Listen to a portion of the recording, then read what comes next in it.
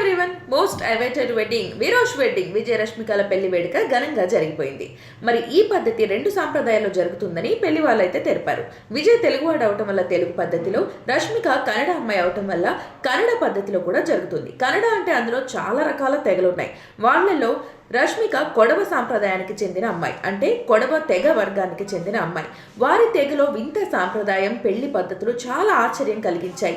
ముందుగా పెళ్లి కొడుకు ఒక గుర్రం మీద వచ్చి ఒక అరటి చెట్టుని తన దగ్గర ఉన్న కత్తితో ఒక్క వేటుతో నరకాలంట. ఆ తర్వాత ఆ కత్తిని క్యారీ చేస్తూ డిఫరెంట్గా జ్యువెలరీ కూడా వేసుకొని పెళ్లి కొడుకు, మామూలుగా తెలుగు సాంప్రదాయాల్లో ఎక్కువ జ్యువెలరీ వేసుకోరు పెళ్లి కొడుకులు, కానీ మనం విజయ్ ఆహారం గమనించినట్లయితే మొత్తం జ్యువెలరీ కూడా వేర్ చేసి ఉన్నారు. సో అలా ధరించి అప్పుడు వచ్చి వివాహం చేసుకుంటారు.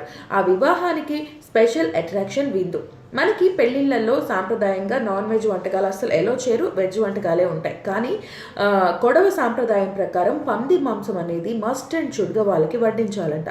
పంది అంటే మామూలుగా కాకుండా అడవి పంది, అటు కింజర్లీ మనం కొన్ని మూవీస్లో కూడా చూసినట్లయితే అటుగా దొరికే, వాళ్ళు తెగ అంటే ఒక తెగలో సంచరించే వాళ్ళకి దొరికే ఆహారమే మెయిన్గా ఉంటుంది. కాబట్టి ఆ తెగ వాళ్ళ సాంప్రదాయం ప్రకారం పూర్వీకుల నుంచి వస్తున్న అడవి పంది భోజనం అనేది వాళ్ళ లంచ్లో, డిన్నర్ పెళ్లి జరిగే టైంని బట్టి ఖచ్చితంగా ఉండాల్సిందేనంట. రష్మిక కూడా పలు సందర్భాల్లో వాళ్ళ తెగ సాంప్రదాయం ప్రకారం పంది మాంసం వైన్తో ఎంజాయ్ చేస్తామని చాలా సందర్భాల్లో కూడా చెప్పిందైతే చూసాం. మరి వింత సాంప్రదాయంలో జరిగిన వీళ్ళ మ్యారేజ్ గురించి మీ ఒపీనియన్ కామెంట్స్ చేయండి.